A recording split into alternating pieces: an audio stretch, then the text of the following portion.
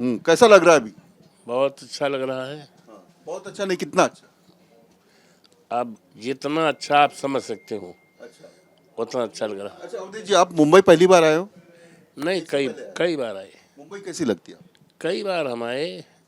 Party का राष्ट्रीय कार्यकारिणी की बैठक थी, पार्टी के और कार्यों में आए। तो एक शादियां थीं, उसमें मैंने शिरकत किया है।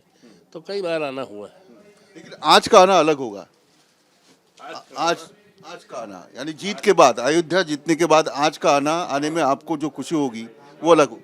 वो अलग है। कैसे यहाँ स्वागत हुआ? यहाँ बड़ा उत्साह देखा भाई अबू हाशिम जी के नेतृत्व में और उनके साथियों के। जगह जगह स्वागत। कल 2 बजे हम आए, 9 बजे की हमारी प्लेन थी, 2 घंटा लेट थी।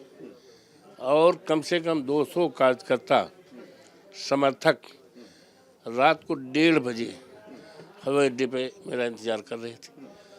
और सुबह से लेकर और आज तक जगह जगह लोगों ने स्वागत किया।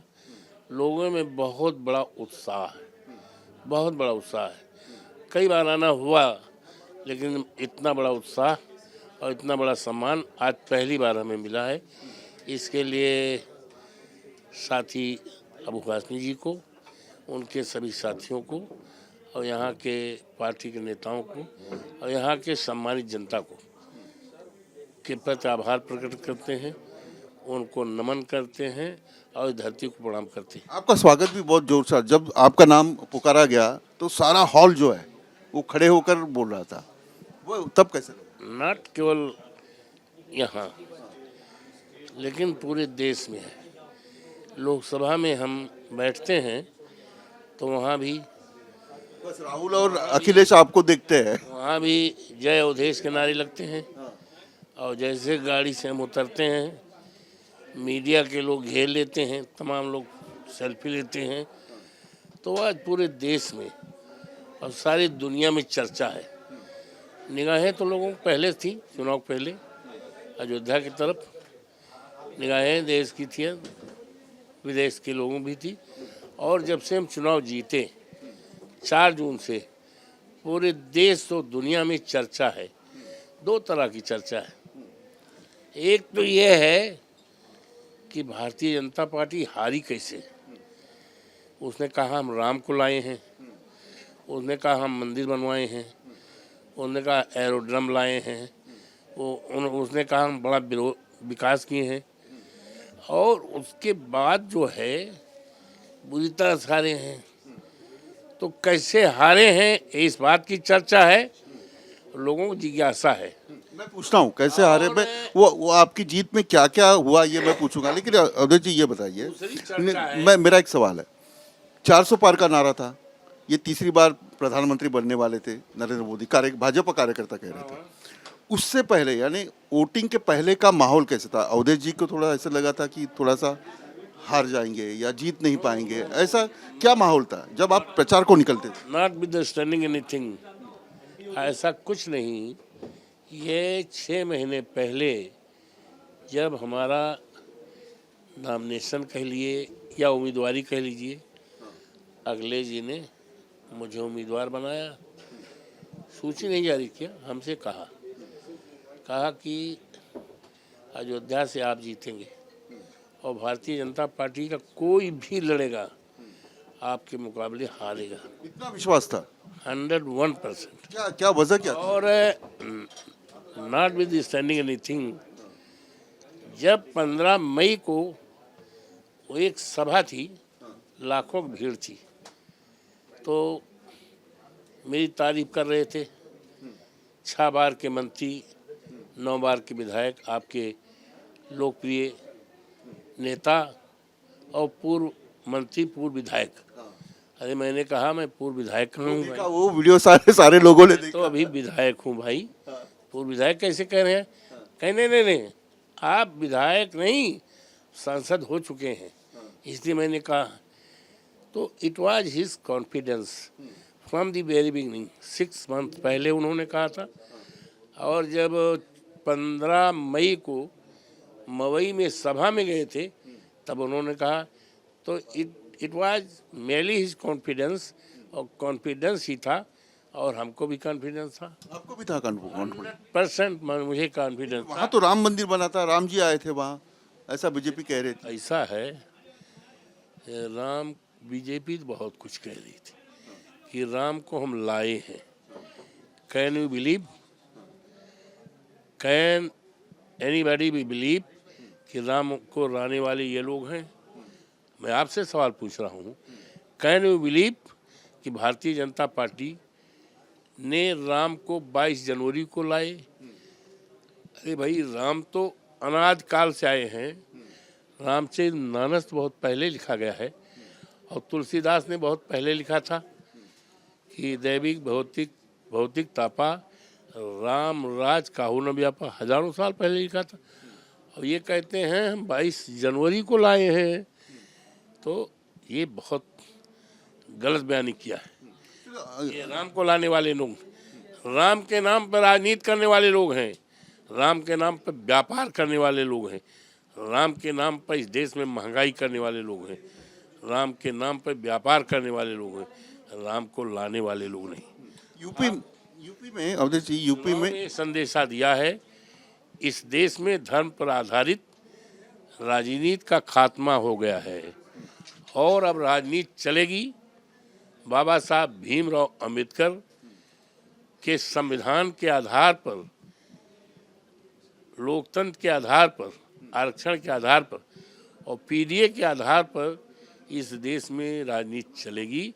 और अब धर्म के नाम पर, जात के नाम पर, मजहब के नाम पर राजनीति नहीं चलेगी। यूपी में 37 मिले, 37 सीट मिले। कभी लगा था यूपी में फिर से ऐसे उभर पाएगी सपा?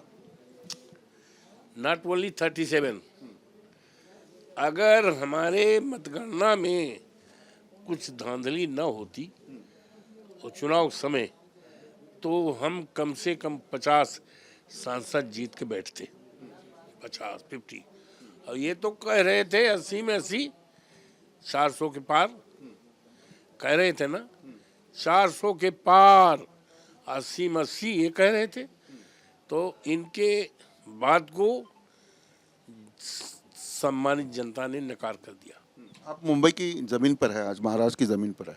मैंने एक बैनर देखा है कि यूपी तो जीत गए, हाँ, यूपी में जीत बारी और अब महाराष्ट्र की बारी। तो महाराष्ट्र का जो माहौल है, तो कैसे आप आगे जाएंगे? महाविकास आघाड़ी के साथ जाओगे या फिर अलग कोई गठबंधन होगा? क्योंकि लोकसभा में सीटें नहीं मिली है सभा। देखिए सुनिए, लेट मी से, देखिए हम चुनाव लड़े, वो बात सही है।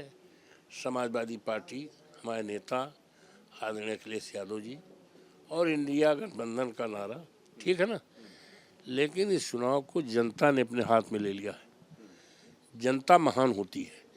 तो उसी तरह ये जो सीटों के तालमेल के बारे में, ये तो हमारे नेता के ऊपर है, उनका अनुभव काम कर रहा है। और देखा आपने, इतना बढ़िया टिकट दिया कि इतनी अच्छी जीत हो गई, तो उसमें कोई महाराष्ट्र की क्या रणनीति है? कोई प्रॉब्लम नहीं आएगा। वो बैनर पे देखा मैंने अभी महाराष्ट्र को देखा होगा आपने, बैनर पे देखा होगा, लेकिन मैं आपको भविष्य की बात बता रहा हूँ कि चुनाव में सीटों के तालमेल में किसी प्रकार की परेशानी, प्रॉब्लम, हिंड्रेंस नहीं पैदा होगी।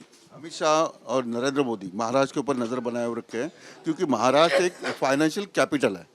अब उनका पहला टारगेट है महाराष्ट्र को जी। अरे भैया, ये बताओ, मोदी जी तो अयोध्या पे बनाए थे, 3 बार रैली किए, 22 तारीख से लेकर मोदी जी, अडानी जी, देश के सारे मुख्यमंत्री, इनकी जो पार्टी के सारे राज्यपाल, सारे धरना सेठ, और इवन महामहिम राष्ट्रपति भी गई।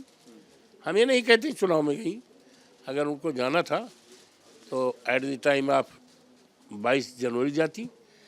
एक तरफ चुनाव 15 दिन का है और हमारे देश की महामहिम जी जा रही हैं।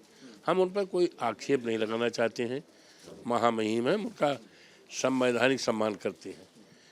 भूतपूर्व राष्ट्रपति गए, तो 3 बार मोदी जी गए, रोड शो किया। मोदी जी तो स्वयं लड़ना चाहते थे, अयोध्या हैं? अब वो जांच पड़ताल हुई, उनको बताया गया कि सिक्योर सीट नहीं है, सुरक्षित नहीं है। अवधेश प्रसाद जमीनी नेता है, कार्यकर्ता है और सभी जात बिरादरी में उसकी लोकप्रियता है, वो सीट सेफ नहीं है। मेरा एक आखिरी सवाल है अवधेश जी। ठीक है, देश में लोग आपका सम्मान करते हैं, आदर करते हैं, लोकसभा में आपका नाम लेते हैं और हर एक कमेंट जो है अयोध्या के नाम पे चलती है। घर में क्या, घर में जब आप जीते तो घर में क्या रिएक्शन घर में मैंने क्या, रिएक्शन क्या था? पहला फोन किसका आया? ऐसा है, हमारा घर का जहाँ तक सवाल है, हम 9 बार के विधायक, 6 बार के मंत्री हैं, 4 बार कैबिनेट मंत्री और 2 बार राज्य मंत्री। हमारी पत्नी श्रीमती सोना देवी जिला पंचायत की अध्यक्ष रही हैं। तो मेरा तो परिवार एक तरह से सब लड़के बच्चे सब राजनीतिक हैं, तो उनको कोई ऐसी बात नहीं लगी। उनको तो ये था कि सरकार बनेगी और सरकार में ऊंचा पद मिलेगा, ये सारी उम्मीदें थी, आज भी हैं उम्मीदें।